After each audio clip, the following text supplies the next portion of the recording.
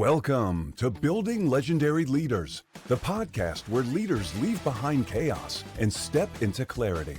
This is where real stories come alive with the struggles, breakthroughs, and lessons that shape the most effective executives today.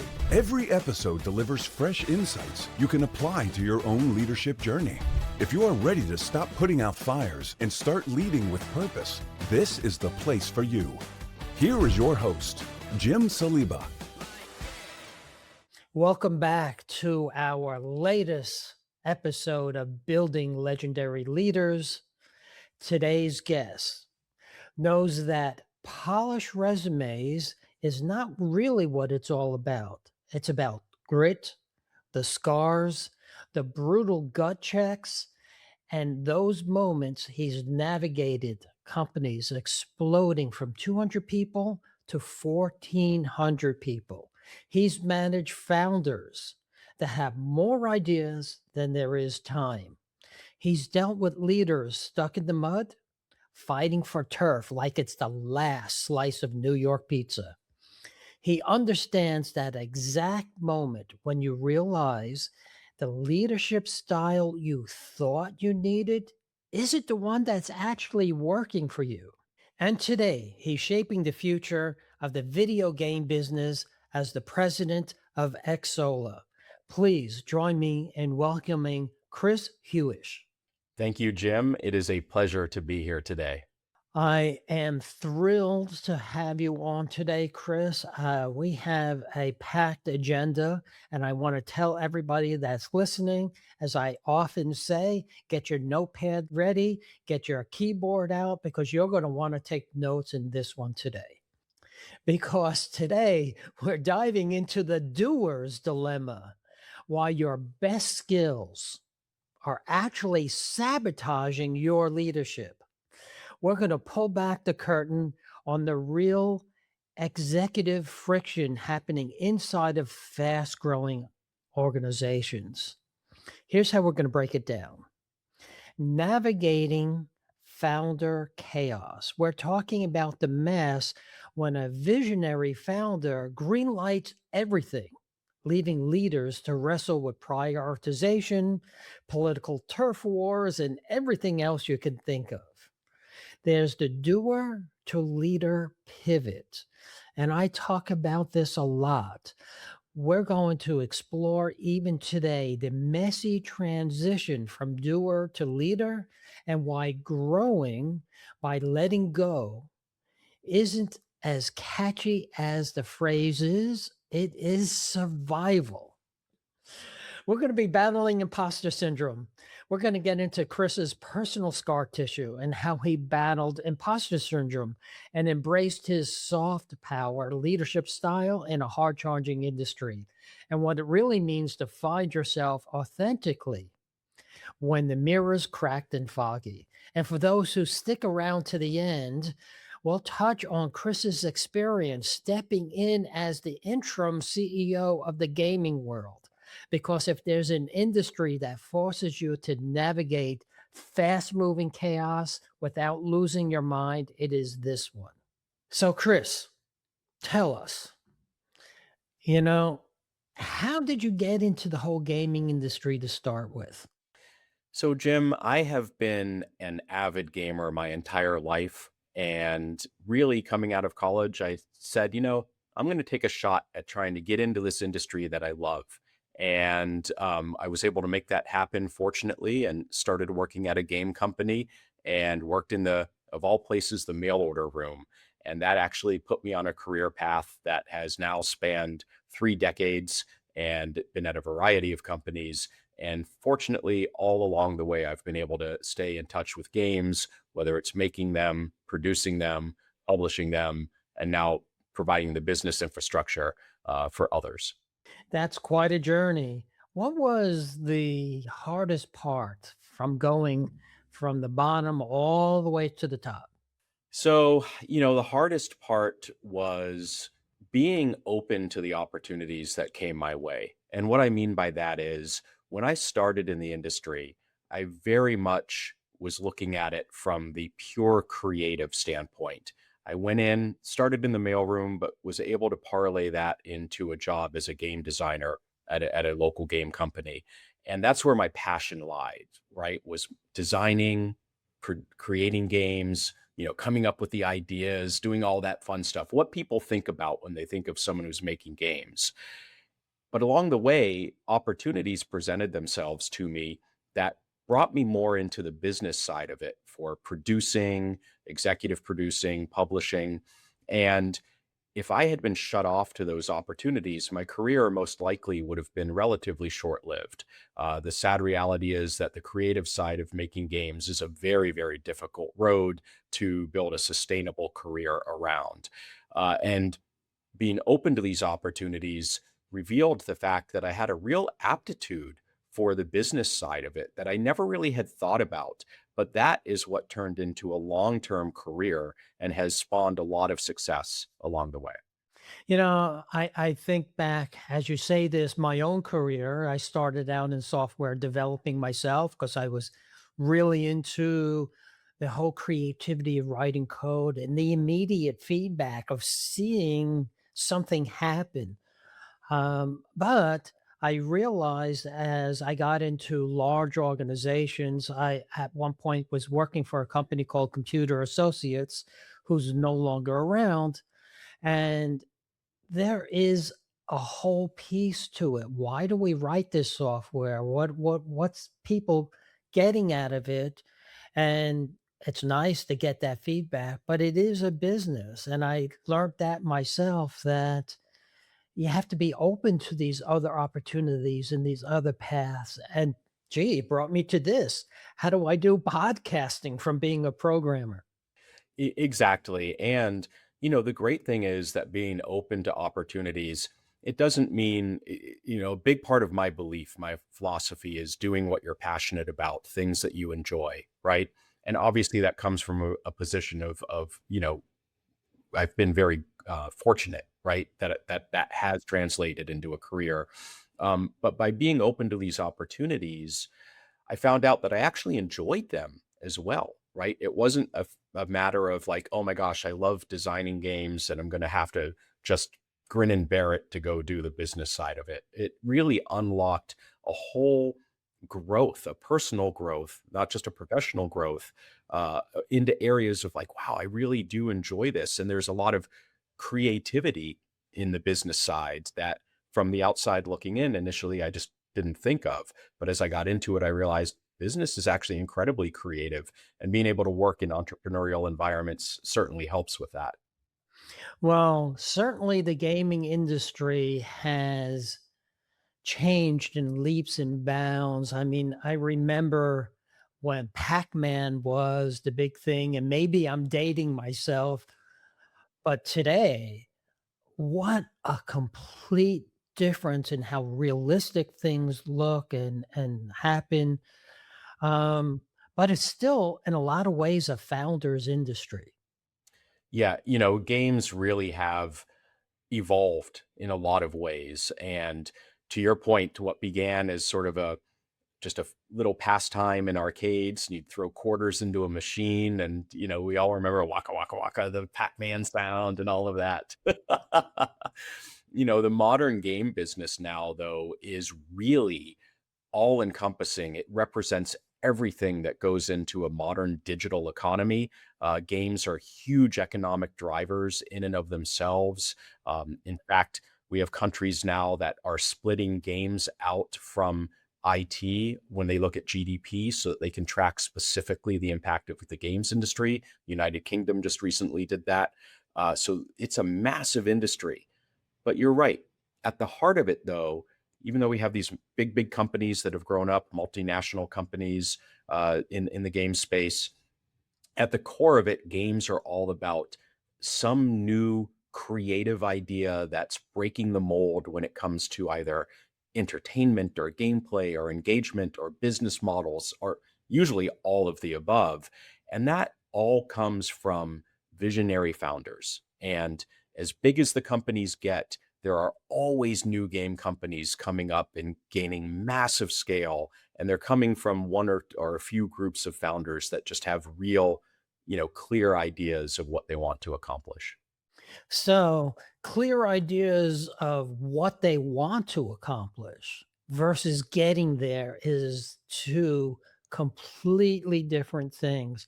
And I know myself, as an entrepreneur, I have more things that I want to do this year, next year, and the year after that I can do in 10 years. It's just impossible. How do you handle that? Yes, certainly, especially in a creative, I mean, in all industries, to your point, you have so many ideas. When you're in the games industry, there are tons and tons of ideas. And when people set up a company and they start having success, and there's still more ideas, and often more ideas than the company can handle, that does become a bit of a dilemma often. And what I have found personally that has been very helpful with that, and I've worked with a number of incredibly visionary founders over the years. The thing that I have found that's been incredibly helpful is stepping back and saying, okay, their founder may have just dropped 20 ideas on us, right? And how on earth can we accomplish everything? And of course, the prioritization can help, resource management, all of that, right? But founders really don't want to hear about that, right? That's like too technical. They just want to get these ideas out there. For me, what's been really helpful is stepping back and looking at, okay, wait a minute. These are 20 different, on the surface, 20 different ideas. They're 20 different products, perhaps, right? But often there are just a few threads, few commonalities that actually tie them all together. And, I found that too often, especially in business, people focus on the stated outcome, right? The idea, like, this is what I want to do. And they don't look at what is the impulse behind that that's driving to that outcome. And so if you look at these 20 different ideas, for example, and say, wait a minute, what's really what's the context? What's the impulse that's driving to those outputs, those ideas?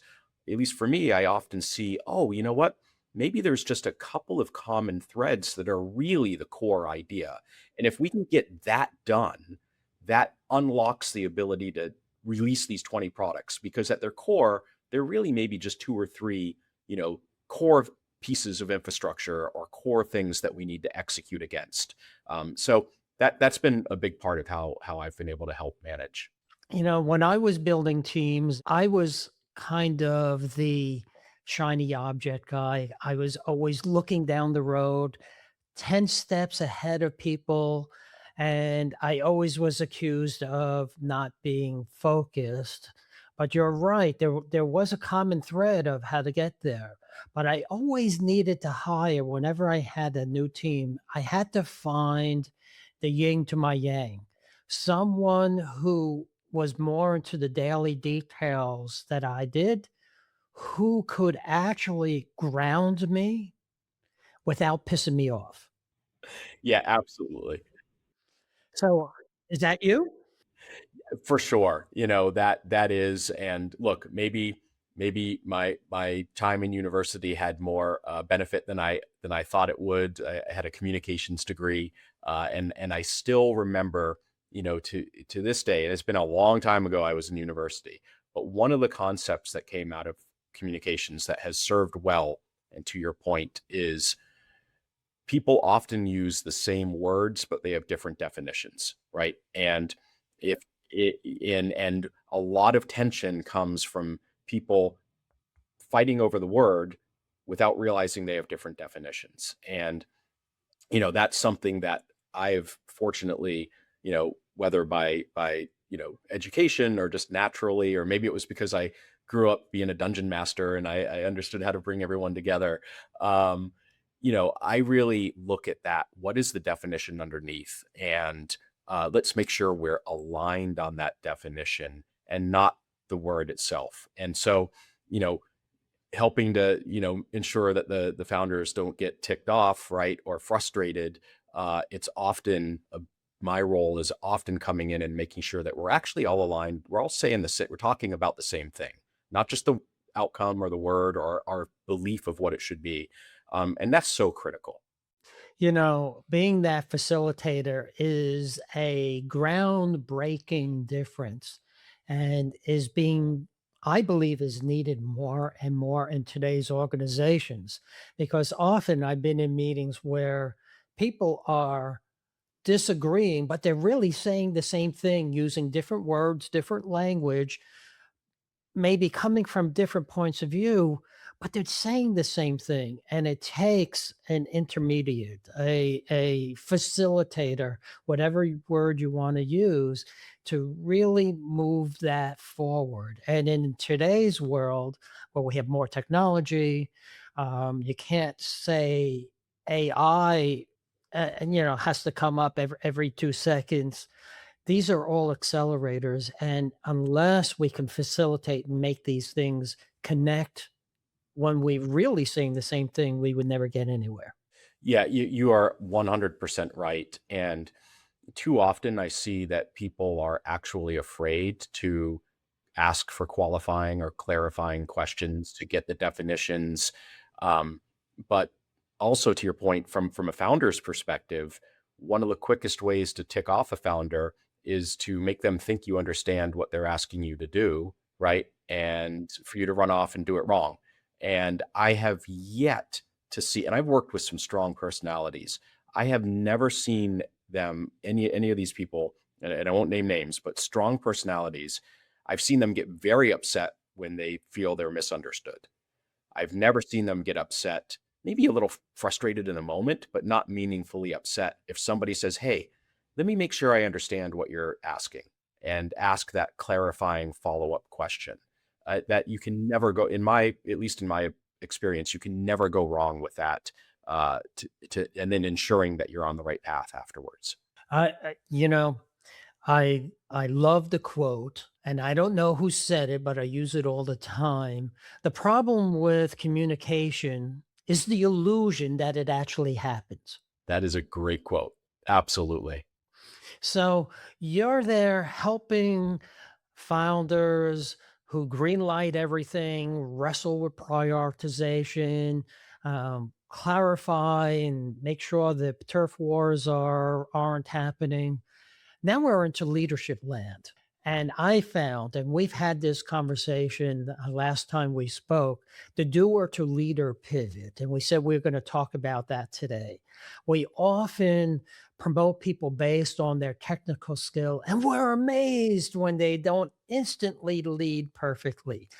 Tell us about that in your world. That is something that I absolutely have struggled with myself, and I see it all the time. One of the things that is kind of to quotes, to bring up a quote, there's that idea of promoting someone to the point of failure, right? Um, where we look at people who are amazing at being able to do things and automatically assume that they can be leaders of others doing those things. And sometimes that works, right? And sometimes it doesn't, and or taps out at a certain point. For me personally, I very much, and it served me very well throughout my career, and still does to some degree, but it's become a bit of a drag if I haven't managed it, is the fact that I can get things done myself, and I'm very comfortable taking the reins and doing all of it. And just because I can, though, doesn't mean I should. And that has been something that along the way became at one point kind of a blocker to me being able to grow in my leadership because, you know, I have this philosophy of you have to be able to, you can really grow by letting go.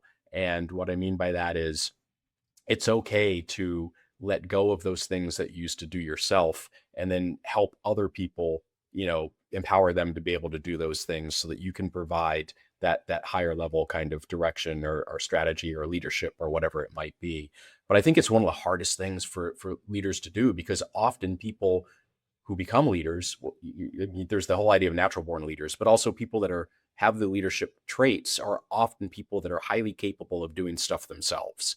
And it's a tough switch for, at least for me, it has been. Can you tell me a story or a time where you got that switch to happen in one of the leaders that you were building? Yes. For me to get that switch to happen. I think back to when I was sort of producing and then executive producing games. And, I loved being, as a producer, on the front line, working with the game team, getting stuff done. And then I got promoted to be an executive producer and would have to oversee multiple games with multiple producers. And, you know, my initial instinct was to treat these producers kind of as still associate producers, and I would still top down kind of direct what had to happen and guide them. But then it made me pretty inefficient when I had to turn around into the rest of the organization and communicate to the rest of the leadership team what was going on with this portfolio of games, because all of my time was still focused on doing what I was used to doing. And at the same time, I was finding I was getting frustrated because I felt like, gosh, I can't step away to do all of this internal upward management because my producers aren't giving me what I need. Well, the reality is they weren't giving me what I needed was because I was still too involved. And as I stepped back and I started to empower them and I started to say, hey, here's what I need from you so that I can go communicate to the rest of the organization, right? And I kind of shifted from creating the reports, for instance, for them to letting them know what kind of things and information I needed and they could get there themselves. It started to really flow and work. And then, that allowed me to grow as a leader, both perceived within the company, but also from, the output of my teams. People felt empowered and were, creating better materials for me to be able to communicate and all the things. It just really started to work. In many large software organizations that I have been in or I consulted or coached to, the director level is kind of the first level where a leader is leading managers or leading leaders, not individual contributors. And this is that pivot point where it is extremely difficult and they have to start seeing things differently. They're doers and fixers. They love on their review, I give things to Chris because Chris, I know you're going to get it done. And they have to step away from that. That's really, really difficult to get our people to do. Yeah, it really is. And, I think another example of that is, you touched upon like, hey, give it to Chris. He's a guy that can get it done. And that's been a big part of my identity for a long time. But the fact is that's not scalable. But what happens is I do get things done and then more things get given to me. Right. And it quickly hits a point where there's just too much for me to personally get done. So either I'm going to fail, right? And all of a sudden Chris can't get stuff done. He's a failure. Or, what has happened is I've had to learn how to say, you know what?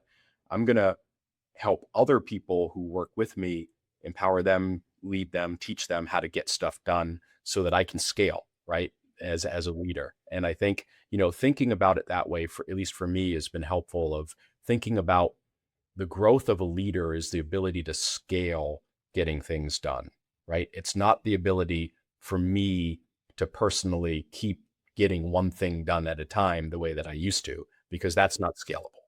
That's not scalable. Yes. So I tell people, if you keep doing and you keep fixing, then more doing and fixing will come your way, and that'll be your reputation. That'll be your brand. If you lead, then leading, building teams that do and fix, building human systems so those people can do their best work. If you do that, then leading, more building comes your way. Depends on what you want to be known for. Absolutely. I love that framing. And I completely agree with that. But every time you step up into this new layer, now I'm a leader and I want to scale. Oh my God, imposter syndrome just creeps right in. When we talked last time, you said you had that yourself. Tell me about that. Oh, absolutely. I have suffered from imposter syndrome at multiple points throughout my career. And I mean, even now, I've been working on sort of expanding our company, sort of our profile and our relationships with, for instance, various governments around the world. And I'm out there at these meetings. I went to the World Government Summit in Dubai earlier in the year, and literally world leaders, right, are around. And I'm looking at these people and I'm like, what the heck am I doing here? I'm this game guy. What am I doing here? Right. Um, and that's tough. And then, but I've what I've found, what helps me, and it's taken me a long time to figure this little hack out for myself, is understanding what is the value proposition. Where am I coming in here? Not, hey, I've got to prove myself right to these people. It's not about me personally. It's about what I represent. And for me, it's like, oh yeah, you know what? Games are an important part of the modern digital economy, and for this government example, most people in, ministers or people in governments don't really know anything about games, right?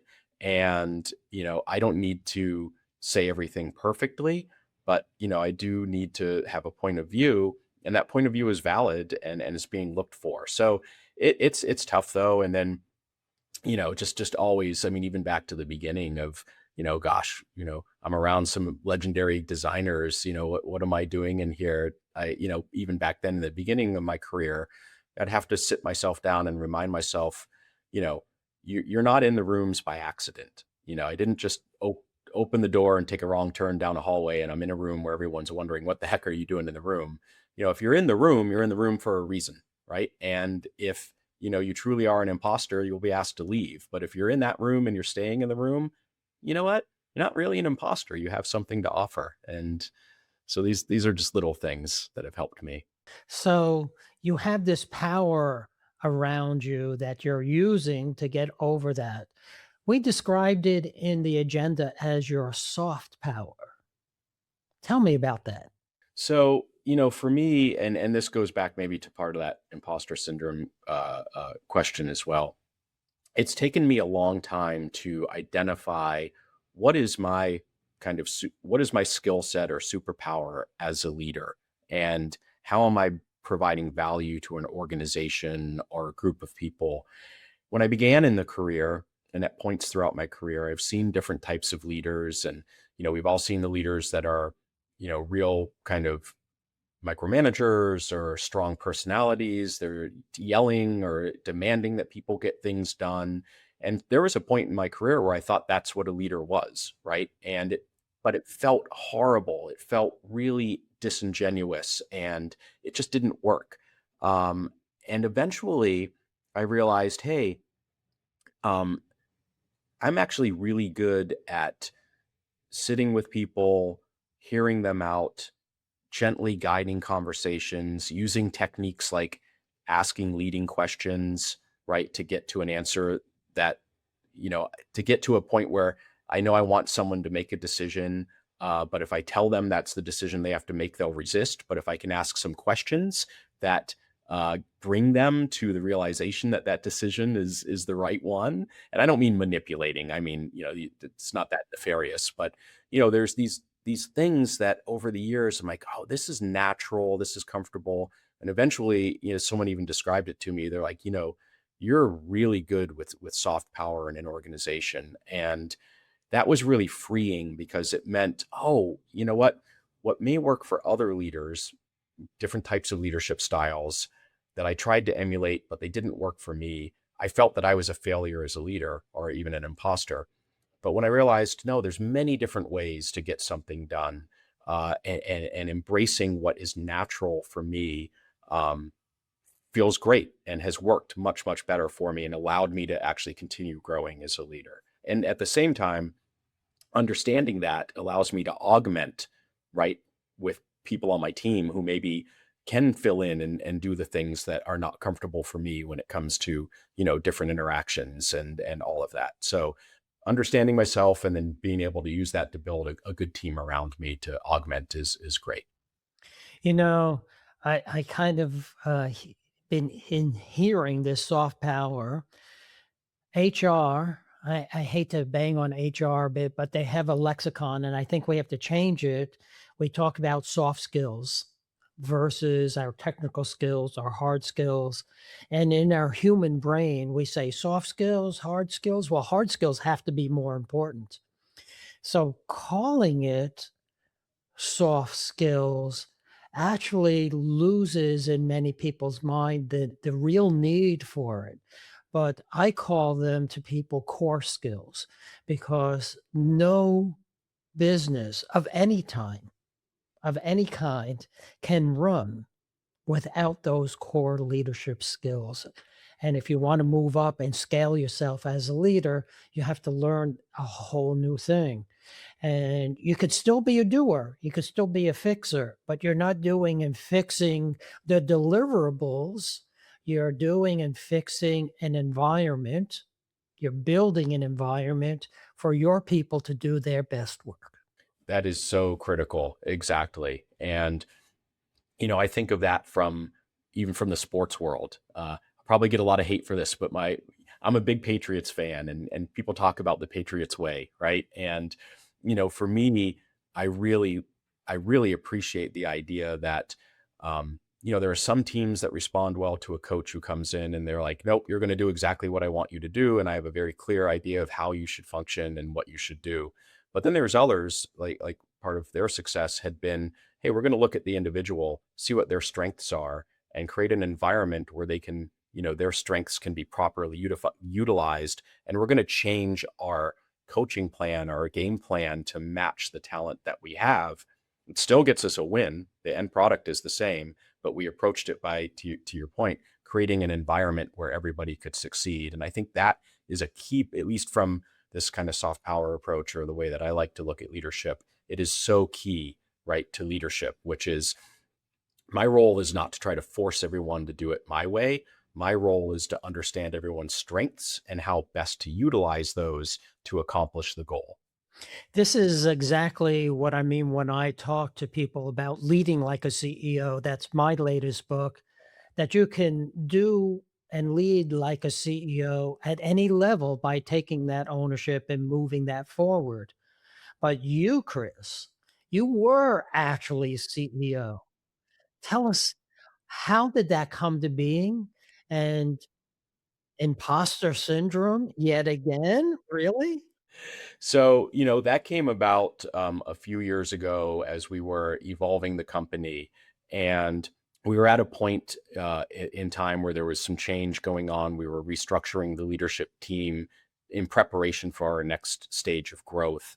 And it was really important that we communicated both internally to our internal team, but also to our partners externally, that there was some stability, right, within the company, even though we were at this point of some change, right? And some familiar faces were gone and new faces were coming in. So in this particular role, and this gets kind of to that soft power part, my skill set was really applicable to be able to come in and help sort of be a steward to guide the company through this period, right? And portray, stability, not just portray, there was true stability there, but to be able to communicate that out and make sure, that everybody understood that. And initially, when I got the phone call, I was like, oh my gosh, like rattled, like really, I'm going to be CEO. You really want me to do that? And, we have a founder that's very involved. But what I did is I asked that clarifying question right out of the gate, like, hey, what kind of CEO, interim CEO do you actually want me to be? Right. And that was so important because my perception of what it should be, right, was different than the need. And if I hadn't asked about that up, out of the gate, that really could have been rough. But then it was like, okay, I get it. This makes a lot of sense. It leans into, my strengths and skill sets, and it helped with that imposter syndrome where I didn't have to worry as much. I like that you said earlier that you hit imposter syndrome multiple times. I see this often every time somebody moves up into a new and different slot, maybe higher up, maybe just a different group. We get that feeling often. Yeah, we really do. And it's not just Jim, it's not just even in addition to moving up, right? Gaining new responsibilities, um, being part of a new environment or in a new room, as it were. I think it's important to note, at least for myself, that imposter syndrome also comes when I'm trying to embrace a new challenge, even a personal challenge, right? If there's something that I want to accomplish, write a book, for instance. Wait, really? Or try to do speaking engagements. Really? That's not my job. And oh, I don't know, can I really do that? And it's those so embrace, I think it's important to recognize that imposter syndrome can also come from embracing big new audacious things that you want to do. But why not you? Everybody has a right to do those. So So, what's your secret as an interim CEO to get over that imposter syndrome? yeah, so the as I sort of touched upon, a big part of it was truly understanding what the expectation was from that role. And, whether it's a founder or a board, having a clear understanding of why you're in that role. And also a reminder to yourself of like, that's a big amount of trust that somebody or a board is putting into you. And there's a reason that they're doing that. Again, they didn't just throw a dart, our founder didn't just pick a name out of a hat. Right. And, but if I did not take the time to understand why it was my name, right, that then it would have continued with the imposter syndrome. I would have been guessing constantly, am I doing the right thing? Why am I here? What is it that I've done previously that, means that I should be doing this now? And by getting that clarified up front, I was able to flip it and say, oh, okay, you know what? I'm not an imposter here. I have a very specific role and it aligns with the skill set that only I have and can bring to the table within, the options. And it gave me a lot of strength and stability going forward to be able to execute and perform and then, move on from there. Okay, let's get to know you a little bit more, Chris. Take me back. Where did you grow up? So I moved around a fair amount, but basically I grew up in Maine. So I went to high school, college up in Maine. And what was it like growing up in Maine? Maine, it's beautiful. I did not fully appreciate it at the time. But the one thing I really appreciated was that that's where I truly got introduced to games. I kind of spent all of my spare time in this local hobby store called the Toy Soldier and learned all about playing games, designing games. And that really gave me the foundation and the passion and inspiration to embark on this journey that I've been on. You mean your parents didn't say to you, Chris, you're spending way too much time in that game shop? No, I am very fortunate. My parents were very, very supportive. And really their whole perspective was if there's something that you're passionate about that you have a real interest in, then go for it. We're not going to try to redirect you. My dad was an engineer by trade, so would have been very easy for him to take a logical, like these games don't make sense. And this is before games were an industry, right? So it was still very much a creative kind of thing. So it would have been very easy for him to try to redirect me. My mom was supportive. So no, I was really lucky in that regard. Well, the gaming industry is how many billion dollars? Oh my goodness, over $200 billion this year, some potentially 230 billion and growing annually. It still is growing at anywhere from 5 to 8% year over year, which is amazing. So playing games in the toy soldier got you into a multi-billion dollar business.